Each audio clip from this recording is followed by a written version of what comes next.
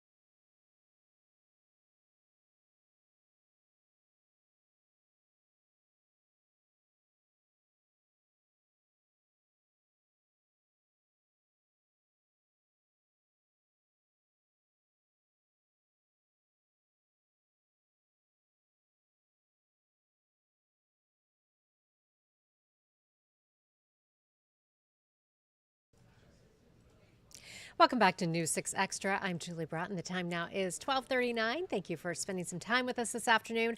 We'll get a check of that very important weekend forecast for you coming up in just a few minutes. But first, to some breaking international news. Overnight, Israel hit several targets in Iran. Israel claims Iran has been taking steps to weaponize its nuclear program and that is posing a threat.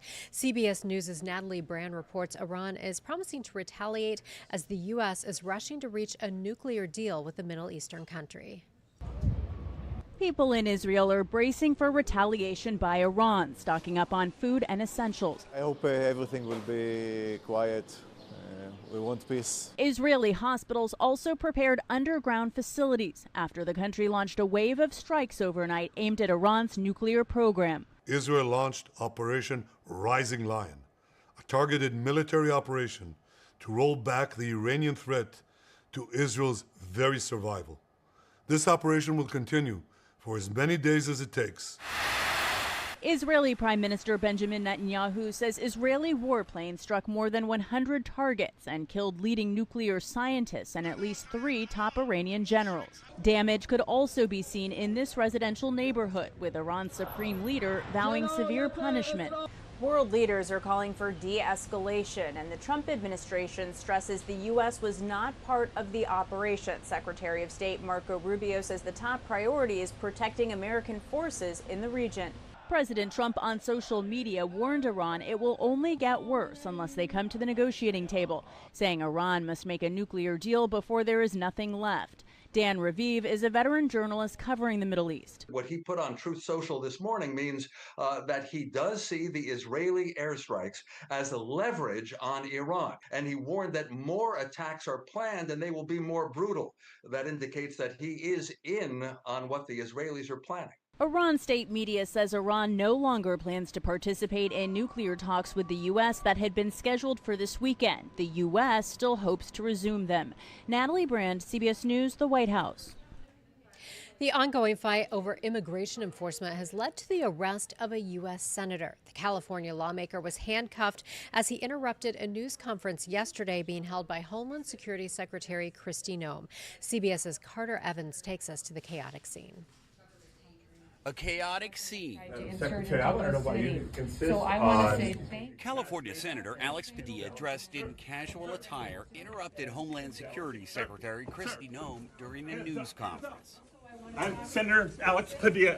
Padilla didn't identify himself until he was pushed from the room. He was then forced to the ground and handcuffed.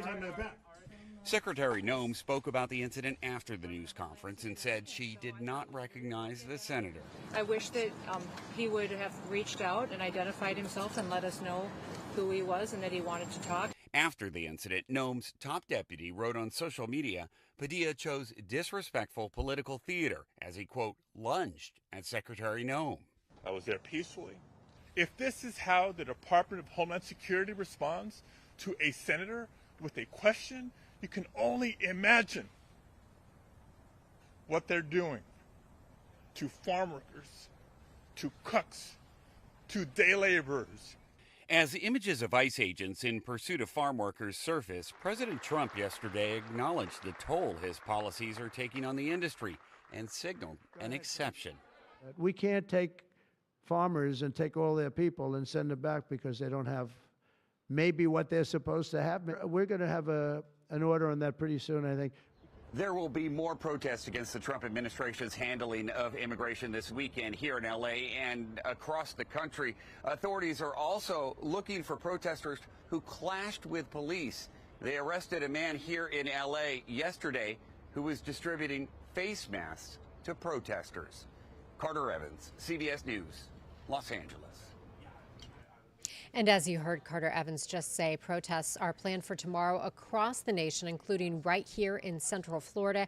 And we've heard from several law enforcement officials across our area, all warning that violence will not be tolerated, but peaceful protest is allowed. Now to a longtime Orlando City Commissioner who has announced he is hanging up his hat. Robert Stewart announced his retirement. He has been in office for more than 2 decades, representing neighborhoods like College Park, Baldwin Park, and Rosemont. News 6 anchor Lisa Bell caught up with Stewart, and she has more on their conversation and what's next. Orlando has changed so much over the past 20 years, and I've had the honor of being in the middle of it. A longtime Orlando City Commissioner is hanging up his hat. Robert Stewart announced he is retiring after representing neighborhoods like Rosemont, College Park, and Baldwin Park for the past 2 decades. I recently met up with the District 3 Commissioner to talk about several projects still in the works and the biggest challenges that lie ahead. Well, citywide, the biggest change is probably Sunrail and our venues in downtown. Orlando City Commissioner Robert Stewart has a lot to reflect on after 2 decades in office. Those are economic generators that are going to impact us for the rest of our lives. While venues like the Performing Arts Center and the Kia Center did not exist when he first took office, entire communities like Baldwin Park and Lake Nona were just beginning. In the same time that's all that's happened, I-4 gets done. So that becomes a driver in what's happening. Another driver, 12 business districts identified during the Great Recession with the goal of creating unique main streets in various neighborhoods and boosting traffic to small businesses. And the result has been, I would say, billions of dollars of other investments that's happened in these things with hospitals and schools and universities. When his term officially ends in January, several projects he's worked on will still be in progress, including a revamp of Edgewater Drive in College Park, upgrades at Dubstred Golf Course, and improvements at Lake Fairview Park. A lot has changed over the past 20 years. What are you most proud of? I think what I'm most proud of is watching neighborhoods and communities get engaged and stay engaged. I've been in this town 70 years. College Park has changed a great deal in the last 20 years, but the vibe and the feel of College Park has not changed. And I think it's because the people that are here are committed to the community, and that's what they do. I've got 20 of those neighborhoods in my district. Any regrets? I regret I'm not 10 years younger. Would you run again? I don't think so. You know, when I leave office, I'll be 72. And our community's changing. It needs to have somebody who's younger who will accomplish that. And then there's some things I still want to do in my life that I haven't had a chance to do.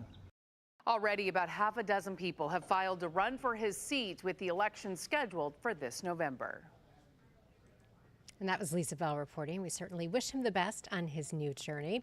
Let's give a check of your forecast now. We'll start you out with a look at the radar, where already our East Coast sea breeze is firing up and moving inland. You can see just a few stray showers out there, one in northern Volusia County. And these are all going to continue riding off to the north and west as we move through the afternoon hours.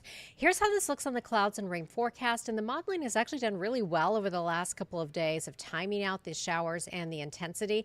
So here's what we're expecting as we move through the day today. I don't think coverage will be quite as wide as we saw yesterday, but again, with the showers that do develop, we can see some heavy downpours, a lot of lightning, some gusty winds. All of this will kind of ride off to the north, and then eventually we're looking at some of the showers trying to push back toward the east coast. But because our upper level winds are rather light and erratic today, the storms won't be moving terribly quickly. Now through the overnight hours, I think we'll keep it dry once we get all those evening showers out of here. For your Saturday, we'll start to see some showers popping mainly in the afternoon. So if you have outdoor plans this weekend, absolutely not a washout, but just watch out. You'll be dodging some afternoon showers, which is typical this time of year. And then we'll do it all over again for your Father's Day. Now, right now, most of us are closing in on 90 degrees, including in Orlando, where you're at 89. It is 88 in the Villages and 88 in Ocala, 86 in Palm Coast and Melbourne. You're at 87 degrees right now. Cape Canaveral already at 91.